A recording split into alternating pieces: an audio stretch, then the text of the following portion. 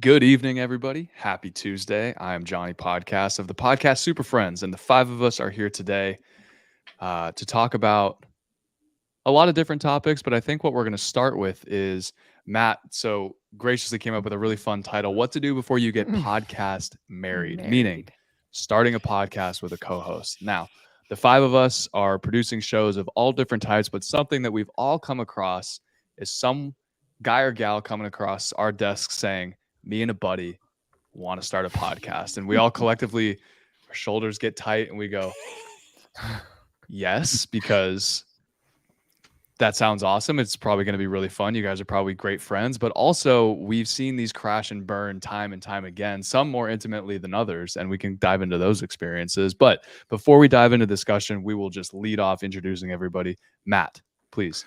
Matt Kundle, the Sound Off Podcast Company. I'm sorry, I don't even know my own company. The Sound Off Podcast Network, a derivative of the Sound Off Media Company in Winnipeg, Canada. David Yaz. Yes, hello, greetings from Boston. David Yaz, pod617.com, the Boston Podcast Network. In pod we trust. Catherine O'Brien. Oh, hello, everybody. My name is Catherine O'Brien. My company is called Branch Out Programs, and I'm talking to you here from beautiful Baton Rouge, Louisiana. And last but certainly never the least, John Jag Gay, Jag in Detroit. John Jag Gay, Jag in Detroit, as Johnny just said. Jag in Detroit podcasts here in Detroit, Michigan, where, as the viral video once said, it is getting cold in the D. YouTube it if you haven't done so yet. And I'm reporting to you live from Fort Worth, Texas, where it is the exact opposite of Detroit. It's actually beautiful out here, similar to California. But I guess first place to kick off would just be starting a podcast with a co-host. I think a great place to start would be, do you guys have any specific examples of this happening in your own business or in your own life? And if not, I can lead off with it happening personally to me. David, has this ever happened to any clients coming to you saying, I want to start a podcast with my BFF, and how did that all pan out? Yeah, I've had a few different experiences, including co-hosting a show that I continue to do right now with a buddy of mine. We're so funny together. So the first, the first, the first piece of advice is, beware of the Wayne and Garth syndrome. I just stole that from Jag. Thank you. And that is that if you have a friend and people tell you, you guys are so funny together, you should start a podcast. That's great. Maybe you should, but there's like a whole lot of steps before you get to actual showtime between A and B. Don't go into a podcast thinking we're just going to shoot the breeze because everyone cracks up at us. Every podcast, we've talked about this before on this pod, every podcast needs a purpose, a niche. What is it about? And we should know what it's about in the first 30 seconds of the podcast. And it can't just be that you're really funny together. So I've seen a couple podcasts kind of flounder because they seem to rely on the fact of their interplay is so lovable and so great. I've also seen ones where the couple breaks up because one party isn't as committed as the other. That's a huge issue. In so many things. Yeah, I even had a John and Yoko situation where a podcast I was producing, which was my most successful show, it turns out one of the hosts' wives didn't like all the time he was spending on it, leading to the breakup and the demise of that podcast. So there's a few little odds and ends there. Happy to elaborate as we go on. You hit on two of the major points, and that is you have to have a niche. It can't just be the anything and everything podcast, because while you two might think you have the best banter in the world, you now have to convince everybody else of that. And what ties directly into that is content development. Catherine, have you run into anything, because you are our content maven of the group, as she rolls her eyes. Congratulations. Have you had to deal with anything like this in terms of people bringing almost nothing to the table and you have to take on the strategy part of it? Well, I'm in a little bit of a different position than some of you guys who have co-hosts that are doing podcasts, because all of all the people I work with are either doing it themselves, they bring on guests, or they use me as the on-air producer. But yeah, I mean, this is sort of like a division of labor thing. One of the things I do offer people is I try to bring ideas to the show. So that's one of the things I try, to bring to the table. And I have had clients in the past where they come So this, I think, that will answer the question, is that they come with their starting set of ideas of what they want to cover, and that can quickly dry up. You know that one of my favorite tips is to have an idea bank that you're always feeding into and taking out of, so that you're never coming up short with topics. But if you reach that end and then you suddenly are relying on somebody else to come up with the ideas, the danger of that, of course, is that you know the people that you want to reach best. The host wants to know that. So in a co-host situation, you guys got to be on the same page that you want to be reaching the same people, and that is going to drive what you're talking about. I think we've all seen shows, even I'm thinking about a couple of different podcasts where, things blow up, they don't go on, it becomes clear that somebody wanted to do it more than the other person, or that there was really one person had the ideas, had the vision, had the drive. Drive is a huge thing when it comes to the co-host situation, and the other person didn't. So, I'm paid to come up with ideas, so that's part of my motivation. But really, you can never know as much as what the audience that you want to reach. That's really going to be the thing that drives what you talk about. Jack, have you ever run into a situation where you're having a co-host or a two-person led podcast come to you, and you're really only communicating with one person and the other person is sort of just drifting around in the background? I know you're in a similar position as Catherine, where you're often brought on as an on-air co-host. And I know that you work on a lot of podcasts where there's multiple hosts brought on at a time. Have you seen any issues there where you're really only communicating with one person and communicating the sort of process of the podcast with them, and then expecting it to be filtered down to host B, C, and D? Well, that's funny you go there, because as Catherine was speaking, I was thinking about the old cliche of the group project in school where somebody does all the work and then somebody kind of doesn't and just coasts. You bring up an interesting question, Johnny, because I think that situation can work. If you have somebody that is clearly delineated the point person on coming up with content and the other person is not, me as the producer or the or the co-host, whatever it is, if I'm exclusively dealing with one person but everybody's on the same page, that's okay. That's the key. But if there is a situation where, hey, there's somebody who isn't pulling their weight, that's where the friction comes. For some of my clients, I'm thinking of one client in particular who it's two folks hosting a podcast, and they brought me on as the co-host to sometimes just sort of set the show up and do the intro. Sometimes I'll jump in on air and make a transition. Sometimes I'll jump in off air or take it out after the fact and say, hey, we covered that. Let's go over to here. Maybe repeat that differently. And then they'll utilize my on-air skill set that way. It really is different for everybody. But again, the key is being on the same page.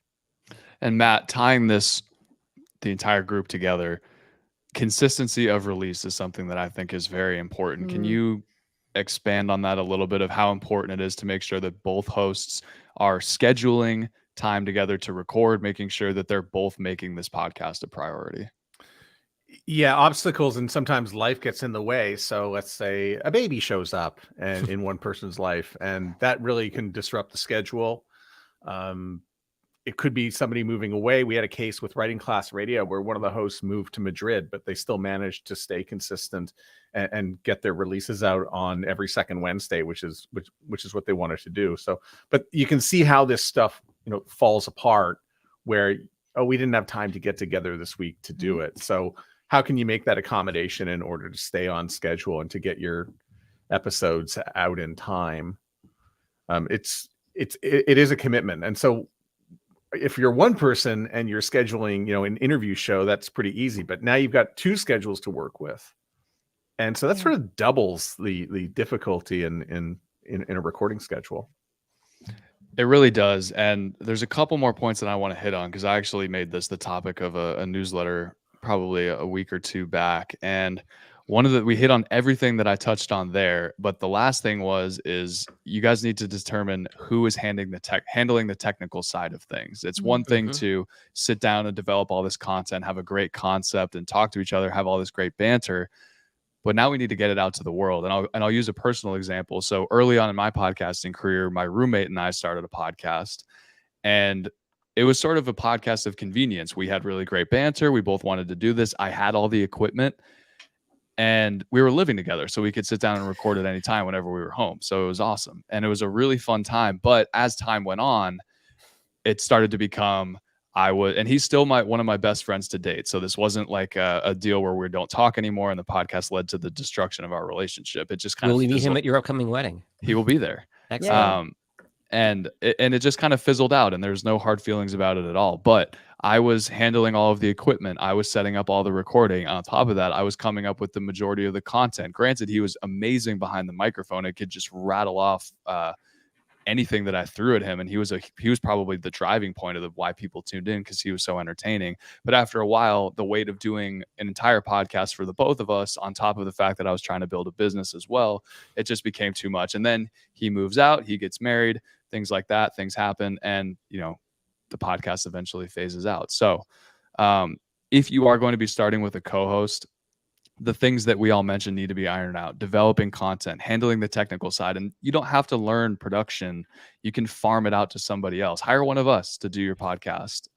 That way you guys really only have to worry about the content side of it. But you need to understand that there needs to be a goal for the podcast. There needs to be a release schedule. And like Matt said, building it into your calendars so that you're staying on task. Can I be a little bit more... Let's get to the end part. So when two people come and they say they want to do a podcast or get married to co-host this, I say, well, what's the divorce look like? Right. And I think you really should write out the divorce before your prenup. Yeah, exactly. Because I think stuff comes up. Who gets to keep the RSS feed? Who gets to keep the content? I know Jag is nodding along and probably has a story to tell about, Call Her Daddy. Oh yeah, and I'm not super familiar with the podcast, with the story, and maybe some of our listeners are, but Call Her Daddy was one of the most popular podcasts. I think it was a top 10 podcast, and it was under the Barstool Sports umbrella. And the two female co-hosts had, because they hit it so big, I believe, and don't quote me on this, but I believe there's a disagreement over money or salary, and the two co-hosts parted ways. And one went one way and the other went another way, and kept the Call Her Daddy podcast. But I'm not sure how difficult that was legally behind the scenes, because my guess is when these two women started a podcast, that they weren't planning on becoming millionaires out of the deal and didn't know they'd have this situation to deal with. So having that prenup, like you said, Matt, is just so important. I can color in a little bit there. And Catherine, feel free to jump in after. Essentially what happened is the blonde woman, Alex, who is currently the Call Her Daddy sole host now, her co-host, Sophia, I think her name was, the brunette. She started dating some guy who was working at HBO Max, and he tried to pull both of them away from Barstool because they had signed something like $70,000 contracts at the beginning to do the podcast with Barstool. And then blew up and they became millionaires overnight, essentially. And so they tried to rework their negotiations, and Barstool was being open to that, of being like, yeah, you guys are the top podcast at our company, of course we're going to give you new contracts. All the while behind the scenes, the brunette and the boyfriend were planning on taking the podcast and moving it over to whatever HBO Max version of podcasting was, whatever company they own. It all blew up. And an interesting wrinkle in there is Alex, the girl who's currently the Call Her Daddy host solo now, she was doing everything from the jump. The other girl was sort of just there. So while she was contributing far less to the podcast, she tried to take all of it. And then eventually she said, you know what, legally this is becoming too much. I'm going to try and gamble on my own. And we kind of gamble on going on my own.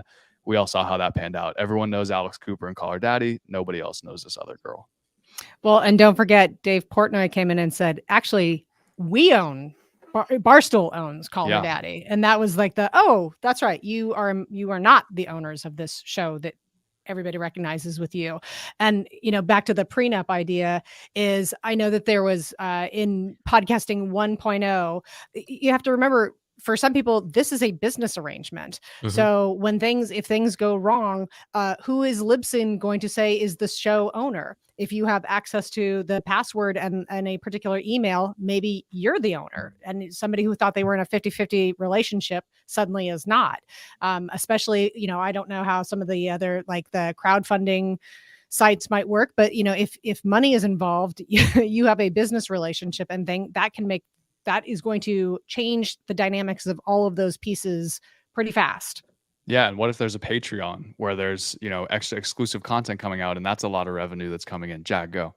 I was going to say, to take off of Catherine's point, so I host my shows on Simplecast, and I spent a really long time sitting down with the tech guys from Simplecast at Podcast Movement. In fact, I skipped a keynote for it, and I'm so glad I did, because I got some real great one-on-one time with their tech team. And the way they explained it to me is the owner email address is the one who owns the show as far as they are concerned. So I've had situations where I've either taken over ownership or given up ownership to a client, or they're not a client anymore, whatever the situation might be.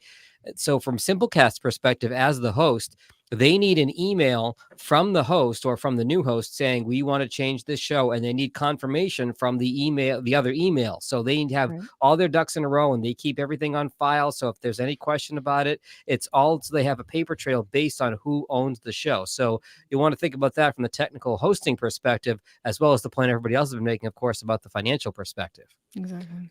David, how would you, because not only do we have hosts listening to the show, but we also have people working on the production side, engineers, editors, people like that, people that aren't doing what we do for other people. In your instance, how would you advise someone where you're the owner, it's your email, you sign them up to Libsyn, Anchor, Blueberry, whatever.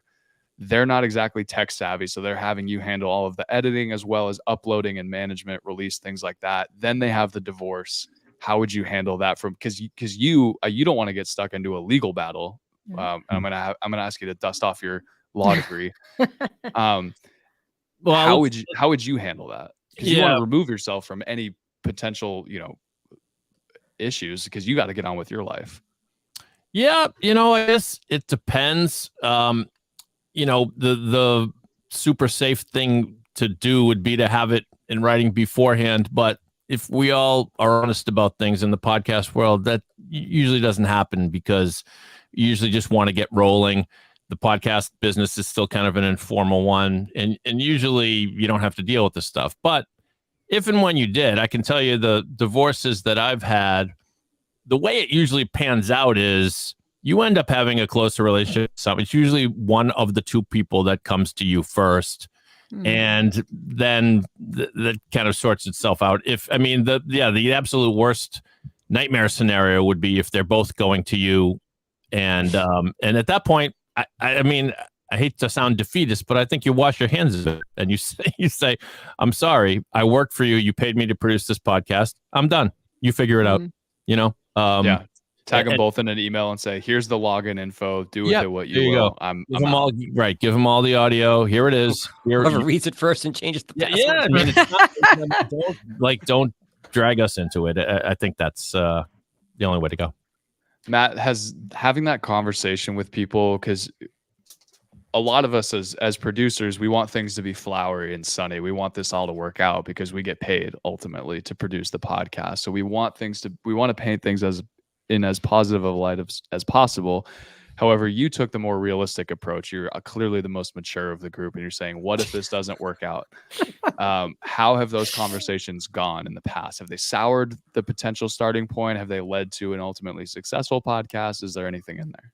No, I think you get resolution right away over, who's going to be able to do what. I mean, I've done morning shows before where I'm the program director, and this is the talent who's going to come in. And it really comes down to role definition. I think these are conversations you should have before you start. Who's going to be responsible for what? And then just throwing out a question like, hey, who gets the last call if you guys have a disagreement? And so just having that discussion, you'll have the conversation now before you get into it. And at least there'll be some understanding before you start. Because I think everybody goes into it with, we're both going to do it together and we're the best of friends and off we go. And it is very flowery. But if you can have some conversations over who does what and who gets to make the last call and who's going to be responsible for this, you can really get into, getting off to a really, really good start with your podcast. And it's role definition. And so you've got, everybody I think has a role on the show. So why are you together? Why are you doing a show together? What do you bring to the table? Oh, well, you're good with data. Okay, so then I turn to the other person and will say, okay, if so-and-so is good with data, you need to support them in the show. And you need to say, hey, you're good with data. What do you know about this? That is called supporting your co-host. And it's something that gets sort of overlooked, that because not everybody knows who everybody is on the show. So you have two voices. I mean, there's a podcast that I'm working with right now. I cannot tell the two of them apart. And so I'll ask them, I said, if I don't know who you are and I work with you every day, the listener has no idea either. I think you need to call each other by a first name. You're Anna, you're Annabelle, you have to identify who the person is on the show, that you have to support your co-host in that sense. And then when they bring a guest in, you really got to be, that's what I tell my hosts. It's call everybody by name. Yeah. And God forbid they have two guests, and then, it's chaos. And but it can work if you do it with that kind of direction. I would always discourage more than 3 people on a podcast, but here we are 5. Well, no, and similar to What idea is that? Similar to Dave's point, I was on a podcast that I do with local chamber of commerce here, and we had, for reasons I won't get into, we had 4 co-hosts, myself and 3 women. And we would tell the guests, if you're responding to a question that one of the 3 women is asking, address them by name.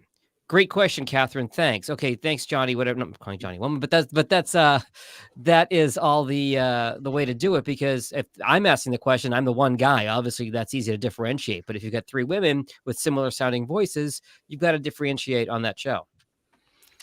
I listened to one episode of a mother-daughter podcast where I could not tell the difference between their voices. They sounded exactly alike, and I needed like they needed a drop for every time they spoke, or some sort of audio cue, because it was indistinguishable to my ear. That's great advice. Don't start a podcast with your family member. 1, you sound too alike, and 2, it's going to be horrible when you guys break up. But Catherine brings up a really good point there, which is what you hear in your head or see in your mind's eye for the podcast is not going to come off the same way to a listener. Your listener might pick up on something, or in this case, not pick up on something that you thought was very obvious. It's really important to get feedback from listeners and find out how the show is coming out and get that constructive criticism. And Jag just did something that, I said a moment ago, and that's support the audience. He just said, Catherine brings up a point. So anybody listening knows who Catherine is. And I said Jag, and this is how we support one another so that the listener does get to know the voices on the show. Great point, Matt. Excellent, Matt. Thank you. Thanks, Catherine. We have a couple other topics that we can jump into with the time remaining that we do, but just to tie this up into a bow, and I'll open it up to the floor for final thoughts on this. My final thought on this would be the division of labor does not have to be 50-50. If, like Matt said, you excel in one thing, like for instance, if I were to start a podcast with Catherine, my experience is in the engineering and the post-production. Hers is in the content development. So me and her would come to an agreement of, Catherine, you're going to come up with all the content for the show. I'm going to bounce off ideas from you. And in exchange, I'm going to handle all of the editing, getting the podcast out to the world and making us sound incredible. That way we have equal division of labor, hopefully in both of our eyes.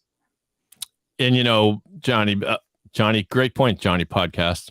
The podcast I co-host with a friend of mine, it's a music nostalgia podcast, and we did fall into some roles. It took some figuring out, but eventually one of the solution to actually do a weekly podcast and divide the labor was painfully simple, and that is that we switched off.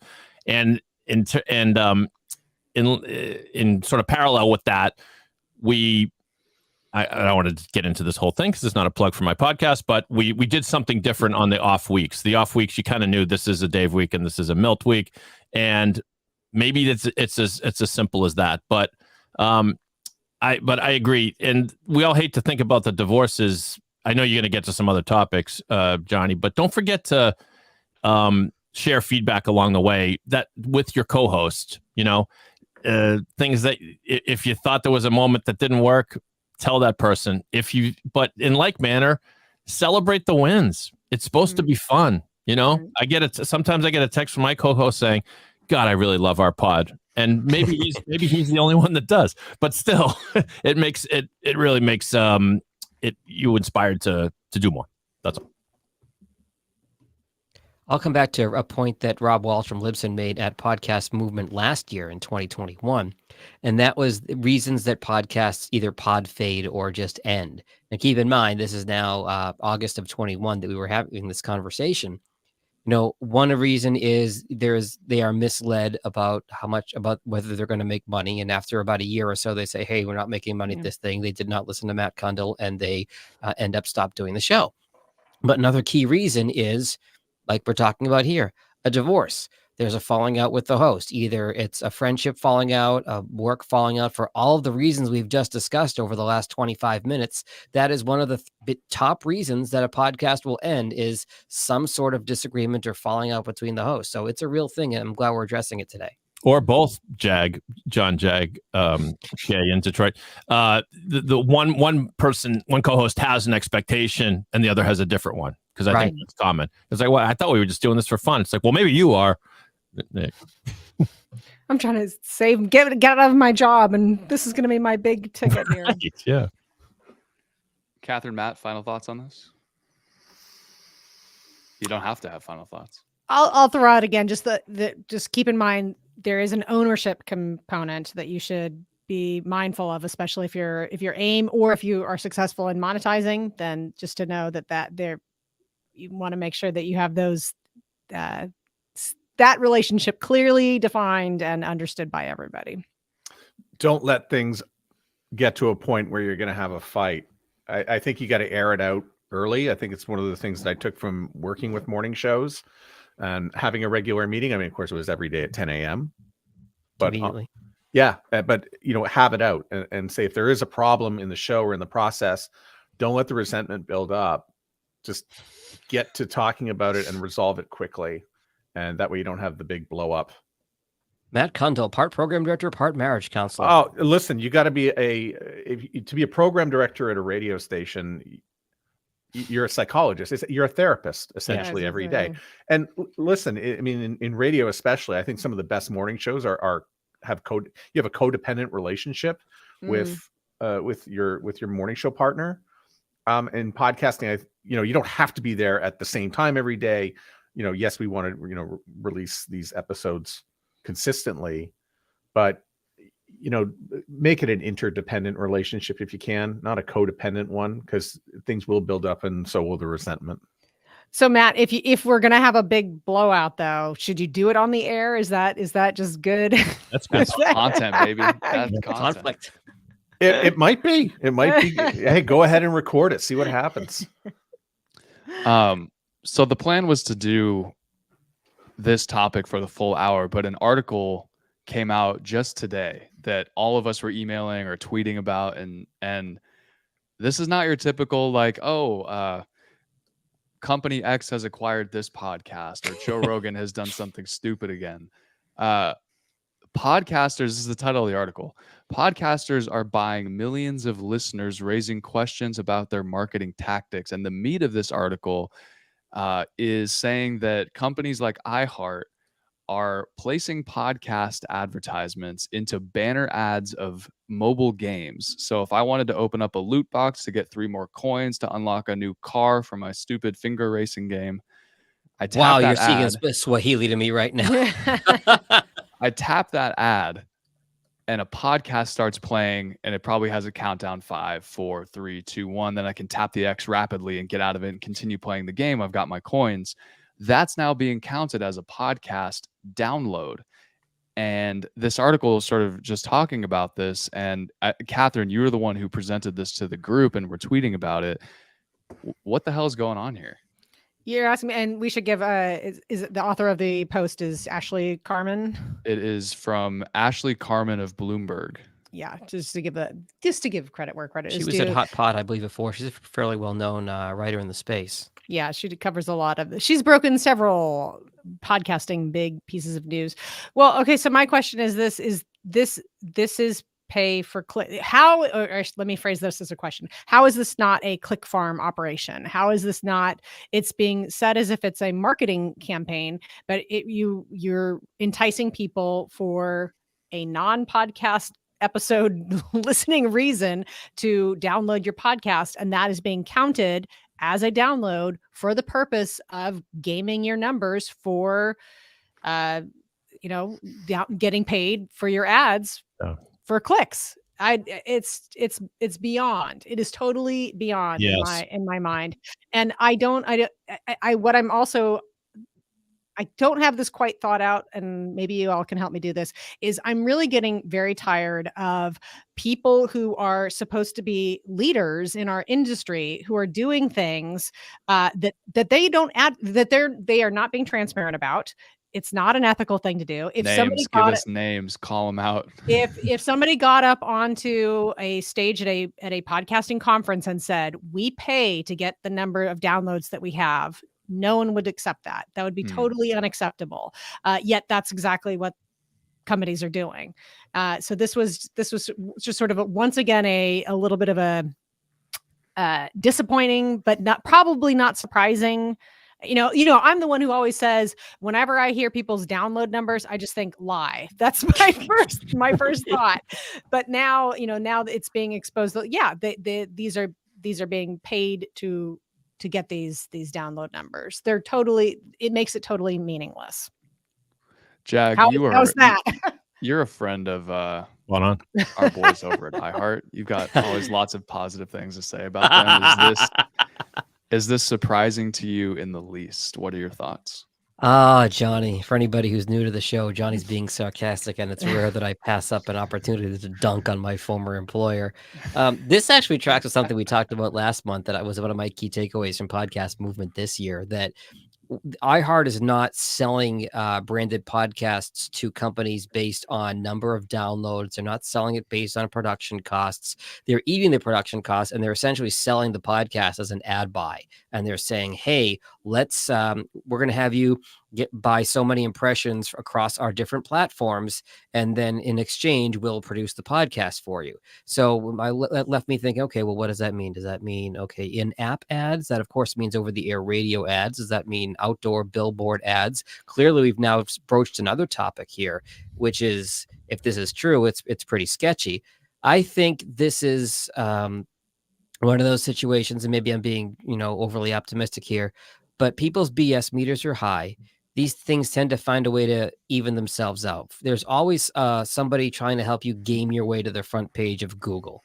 And if you get to the front page of Google, obviously that's where it's at. But Google usually figures out how people are cheating their system and punishes them for it. Same thing with Apple and their system.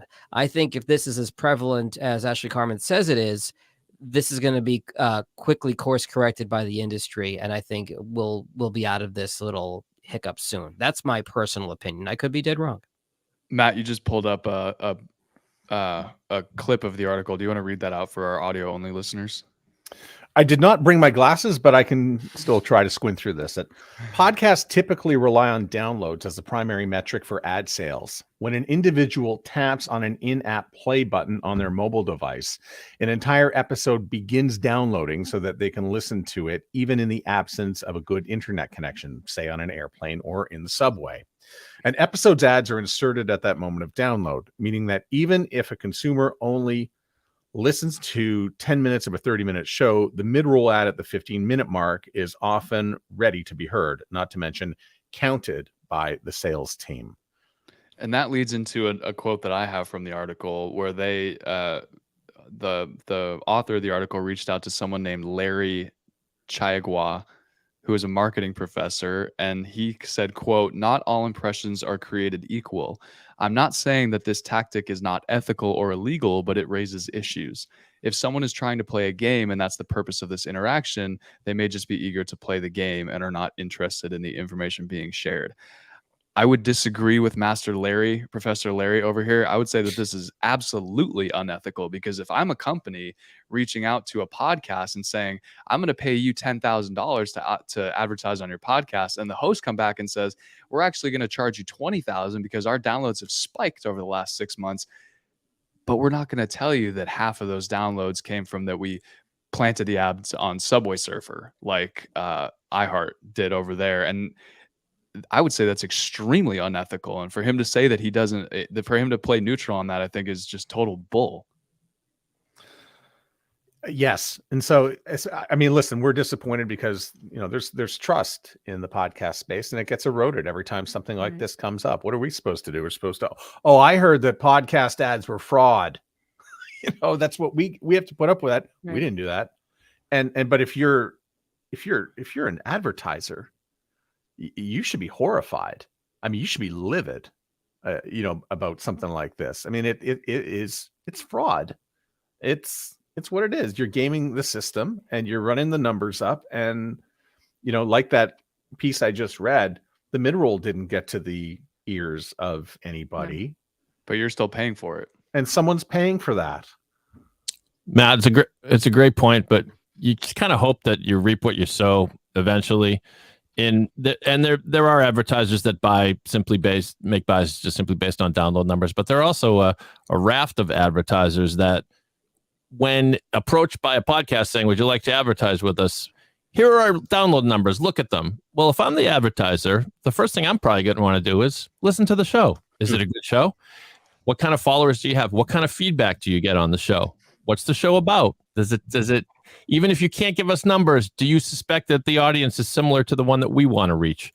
That's why when I tell my clients that, it's like, well, I only got, 200, 250 downloads an episode. It's like, okay, but you do something very specific. You have a following, you get really good feedback on your show. You could put together a nice presentation as to why this is a compelling buy for an advertiser that wants to team up with you. And the advertiser may want to do so because they take some pride in the fact that they partnered with this excellent podcast. So go ahead. You go, Jag. I'm rambling. You go. No, I was going to say, to your point, I always tell potential clients, I will take 10 podcast listeners, like legitimate listeners, over 100 tweets or 100 Facebook likes or 100 hearts on Instagram, because these people are genuinely involved. They're actively consuming your content as opposed to scroll, click, tap. So I think for that reason, don't get hung up on the podcast numbers. It's about quality as opposed to quantity. But loving counterpoint. But I think that, back to Matt's point, this does hurt our industry, so to speak. That this is sort of this seems sleazy. Like, as I feel like this is the dead horse that I cannot stop beating. But that the average podcast does not have numbers of listeners that would be impressive. I mean, they're impressive to us because we know how hard it is to get people to listen to a podcast. And to your point, the 10 podcast listeners are more valuable for the brand, for the relationship, all those things. But that is not the thing that makes advertisers' hearts sing, and if we're trying to attract money into the industry to make it viable, that people can make a living and make good money and all those kinds of things, these kind of sketchy practices, just it kind of just goes against podcasting. That's part of my concern. And Catherine, I totally agree. And to what David was saying as well, the sort of you reap what you sow. For everyone that's doing it correctly, the people that aren't doing these sort of really gross and icky practices, that's just going to make advertisers as a whole, they're going to want to drill down more on, I want to see where your listeners are coming from, and I need to see as much data as possible. Whereas for us, we're already being super transparent. We go, sure, here you go. I have no issue with that. Hopefully the hammer does come down on the iHearts where they're like, ooh, are you sure you really want to see that? Stop the Subway Surfer buys. Mm-hmm.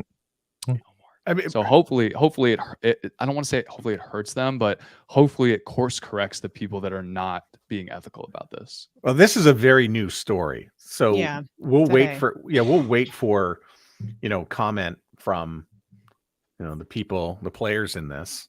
We'll wait for comment from the remaining employees at iHeart. Oh, sorry. Yeah, Matt, you're definitely right. When you hear something like that and it evokes that feeling of anger and you're pissed off about it, with the way the last 10 years have gone, we have to take anything that comes out online with a grain of salt. So absolutely. And listen, Ashley Carmen is rock solid in the work. No, and it's nothing to say that she's being unethical. Yeah. Right, but I can't wait to hear the response. We'll all wait for the response from iHeart. As to this practice, they may say it never happened. They may say we're not going to do it again. Who knows what will happen? But this is the company that we're number one for podcasts. Well, now we know. In the same way that every top 40 station is the number one hit music station. Yeah. And they've got more hits and less commercials. That's what I've come to understand. But maybe the silver, good point, Catherine O'Brien. Okay, I'll stop doing that now, I promise. Keep But doing it. yeah, I'm supposed to keep doing it. But maybe there's a silver lining here in that it kind of throws the whole I've got millions of downloads things into the trash, and maybe some cynicism about big download numbers is appropriate, and maybe some of those other factors that I mentioned earlier are better to sell a podcast. Let's all remember that all of the vast majority of podcasters are never going to get up to 10,000 downloads per episode, which is the I don't know if it's still the magic number to get an ad agency interested in you. So what do? Create a great show, find your audience, and find someone that will partner with you in selling to that audience, no matter what size they are. Right.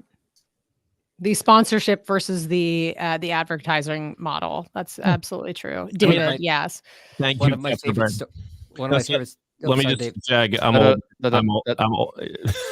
older, so I'm going to forget this quicker. I used to work for a legal newspaper, and we had a circulation of maybe about 10,000, which was great. But we also sold sponsorships to our events. Now, who was at the events? They were important people, but there are only 300 people in a room. And there are companies that would pay $10,000 to be the gold sponsor of that event. Think of your podcast that way.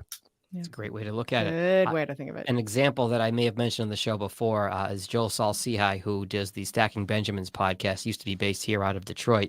He just started this little financial podcast, and he was at an event, and he was talking to the guys at the Fidelity booth. And they're like, hey, he said, hey, do you want to sponsor my podcast?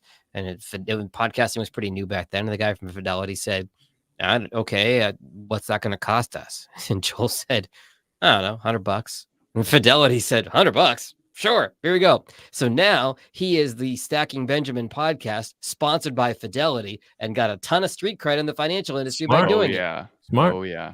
And probably so much more goodwill and sort of I trust this podcast to any random person that might stumble across it. They see the word Fidelity on it. They go, oh, this is the real deal. These guys know what they're talking about. That's absolutely true.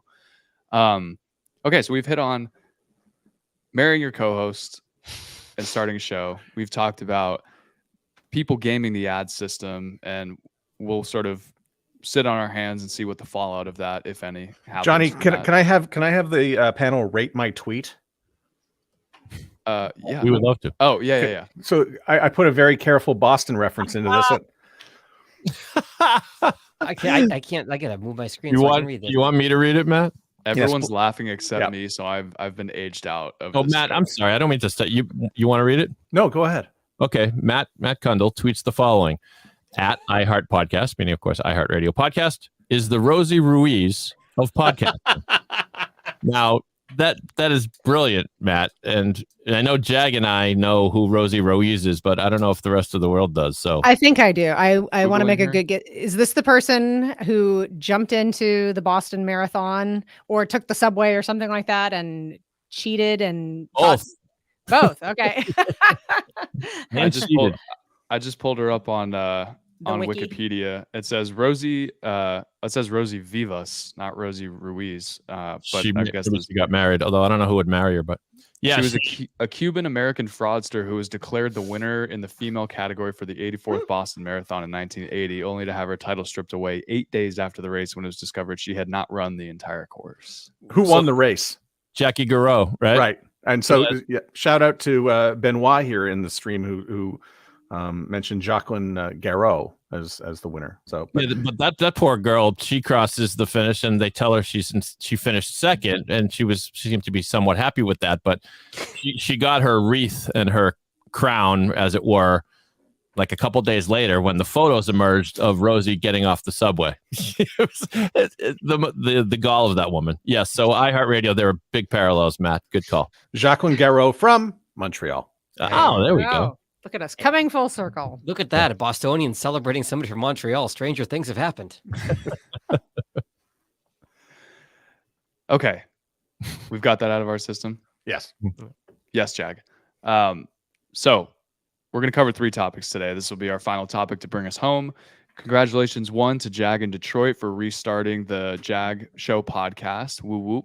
And to Johnny as well for doing the same. I restarted my podcast as well, except I took a full year off, and versus yours was a much safer hiatus. I completely just took a flamethrower to my audience and said I'm starting over. You at least have a little bit of build up still left and audience goodwill versus me. But anyway, that brings up the subject of what day of the week should I release my podcast? And since David here has the longest running continuous podcast out of all of us, maybe tied with Matt for a close second. But David, can you talk about the top 10 time machine, the Friday release decision?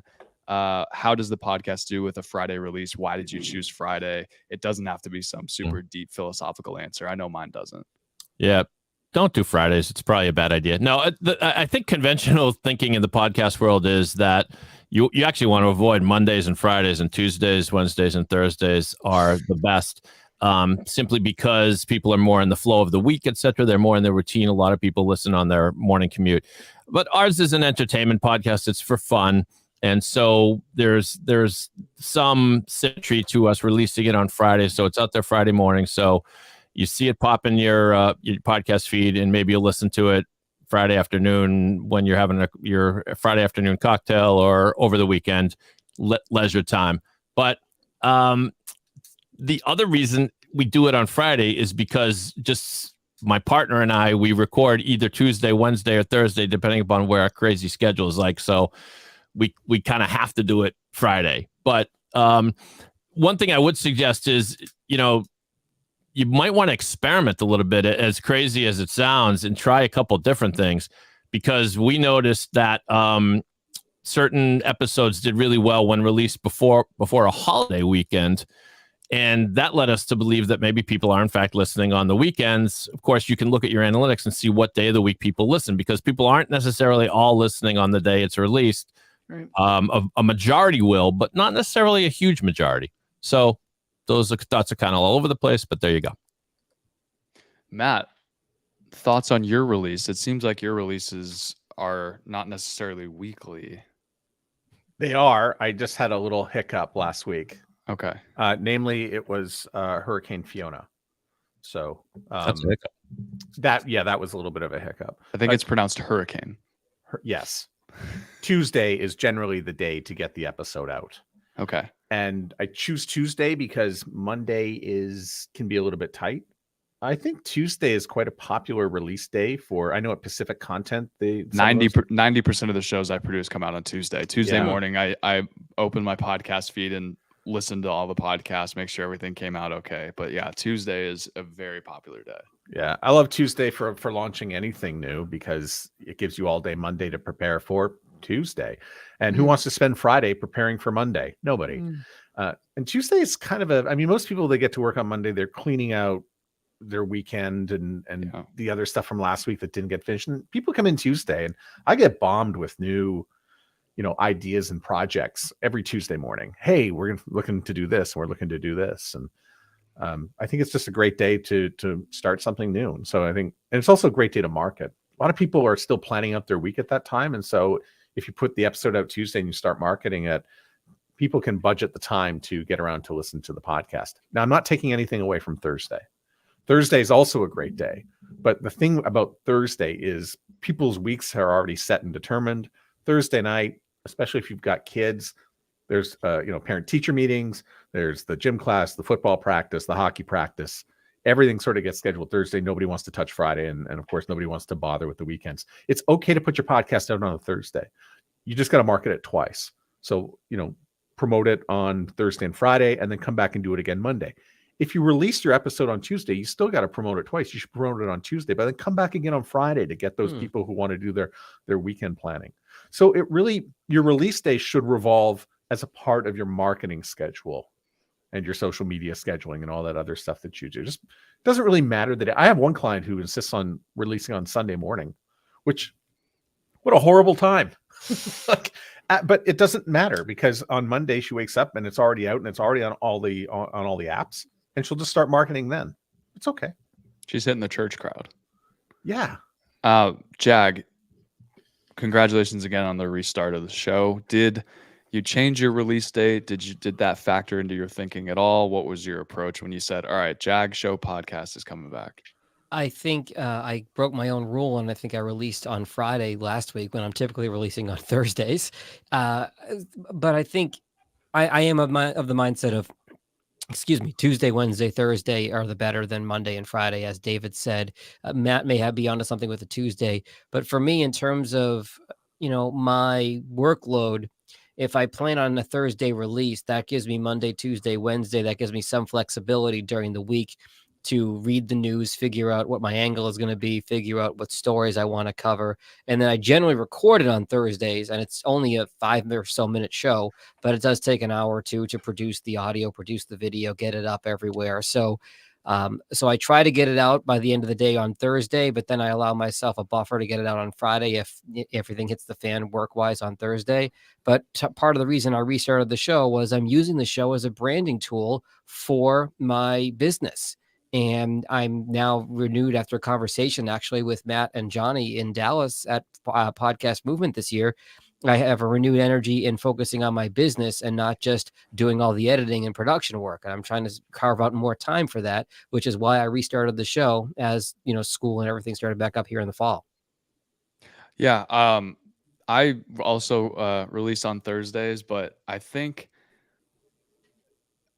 I'm like Catherine. I'm kind of fleshing out this idea as I throw it out there. I think that don't be so hard on yourself, hosts of podcasts out there listening. If you miss a day every now and then where it comes out 12 hours later, 24 hours later, that's okay. I know that in my experience, if there's a podcast that I just absolutely love listening to and it doesn't come out on the day that I expect it to, it does hurt a little bit, but I'm still thinking about the show and it doesn't drive me away. I'm not dropping the podcast. I'm not going to be like, screw these guys. I'm never listening to them again. And then when it does come out, you might be annoyed, but then when it does come out the next day, oh, it's a little bit of a different experience. It's come out 24 hours later. Maybe I'm a different point in my day. I'm still listening to the podcast. So again, each show is different. Your topic is different. I think like, if you were doing a business centric podcast, yes, it's probably better to release on Tuesday, Wednesday, or Thursday. But if you're like David or other people out there that are hosts strictly entertainment, then maybe you entertain the Monday, Friday crowd. Friday being,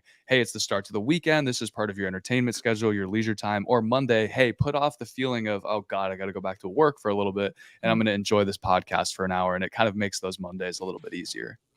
Johnny, I'm going to use your comment here to step on what I wanted to share, which is this is a perfect example of one of those that I have completely released my apprehensions or my preconceived ideas about what is the best thing to do. Because I know when I started listening to podcasts, every weekly podcast that I listened to came out on a Monday or a Thursday. It was sort of like an unwritten rule that was when they came out.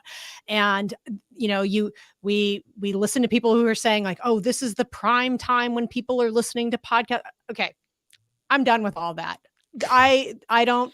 The point is to get it out. Like, just get it out. If you can be consistent and do it, great. The most important thing is that you get it out. So I have let go of these beliefs like, oh, Thursday's a better day or Tuesday's a better day. You're going to get this and da-da-da. Because like Matt's point, it's a market. You have to market your podcast regardless. The people who are subscribed or follow your podcast are going to get it automatically when it is released. That you don't have to worry about that. The people you do have to worry about are the non-subscribers, the significant number of people who might listen to your show who aren't signed up and aren't following your show. So that's a marketing activity. So it doesn't matter what day it comes out. It matters that it is out and that you do all the things to put it in front of as many people as you can. Can I talk about myself again? Please. Sound Off podcast. So I mentioned that one of the episodes I recorded, we had a little technical issue, and then it got stuck in Hurricane Fiona. And so I had no episode. And then I recorded one on Friday with Fred Jacobs from Jacobs Media. And I said, screw it. Let's just put it out because it's just sitting here and it's ready to go. And out it went on a Saturday morning, which is a very unusual time to do it. But promoted it a couple times, and then Fred is very good about promoting it, so he gets to work on Monday, and now it's like we have a brand new episode. And right. 30 days from now, which is really the time you should be looking back to go, how did this episode do? When you look in the rearview mirror, you're not even going to know what day that the podcast was released on. Right. Exactly. Now I'm not saying release it whenever you want. I think it's important to be consistent. I Right. really, really do. I absolutely think it's important to be consistent. But 30 days from now, you're not going to see the effects of it necessarily. Maybe even more. Yeah. More important than what day is consistency. Maybe even more important than consistency is communicating with your audience. And, you know, if you're the whole point is to build a relationship with the audience and interact with them, right? Mm-hmm. So in our music podcast, I just knew I was up in Maine and I was going to try to record the podcast remotely. It was a terrible plan. It didn't work. Did have a podcast, just like you, Matt, I was stuck. So I wrote a poem about the podcast and recorded that. It was all about 90 seconds of an episode, but I posted it and I said, I'm really sorry. I'm stuck up here in Maine, everybody. I hope you understand. We'll be back next week, regular time, And, you know, I mean, I don't know how many people listen to just that poem thing, but at the very least, your listeners will be like, all right, we forgive you, you know, and we'll see you next time. And to say, you know, like what Johnny was saying, there's podcasts that is part of my routine on a particular day. And I do get it, you know, that, where is my episode? I have that same sort of angst and, you know, I want to listen just because that's my thing that I do on Monday mornings or whatever. And it's not to get rid of all those things, but it's not to get hung up on this idea that if you don't hit that day or you don't hit that time, that somehow you've missed it. The most important thing is to do it and to get something out there. That's really what I was going for. I readily admit that I get very, very cranky if I don't have the episode released. So I got to Thursday last week and I was just cranky. Yeah. All right. I think that about does it, everybody. Unless that sounded like everybody's final. Once again, we have solved all the problems of podcasting. Yes, we have fixed podcasting in just a short 56 minutes. So, rounding it out, Matt, where can people find you? We'll release the next episode when we feel like it. Whatever. Yeah. Who's gonna be the one to put this up on those gaming apps? Yeah. I got some friends at iHeart that I think are still my friends. I'll call them. That's a great idea. Oh my gosh. Matt, where can people find you online? What should people check out online that you're doing right now? Soundoff.network. We have a whole bunch of podcasts up there. We create podcasts for businesses, entrepreneurs, personalities, and for you. Catherine O'Brien. Catherine O'Brien. You can find me on Twitter and Instagram at Hello Catherine O. I'd love to see you over there. My company is Branch Out Programs. And I just want to use this plug to say the 5th season of Smidgen, the cooking podcast that I work on, launches season 5 next Thursday on a consistent day every Thursday. So you'll enjoy that. And I'm really excited for all the shows that are going to be coming out there. Jag. John Gay, Jag in Detroit podcast. Our unofficial slogan is nobody knows your story better than you. We help you tell it. JagInDetroit.com or anything on social, Jag in Detroit. Filthy slogan. David. Filthier than in Pod We Trust, which is the slogan of pod617.com. The Boston Podcast Network would love to help you become the next big podcast star. And since Catherine plugged her pod, I'll plug mine, the music one I can't stop talking about. Past 10's a top 10 time machine. We go back in time and look at the Billboard top 10 hits. You can find the pod at timemachinepod.com. And I'm Johnny Podcast. Go check out my podcast, Pod Logic. 2 words, Pod Logic. It's me. Sometimes I do interviews, but the goal of the show is to help you become a better podcaster, whether you're a host, whether you're a producer, whether you're working at podcasting in general. We have been the Podcast Super Friends.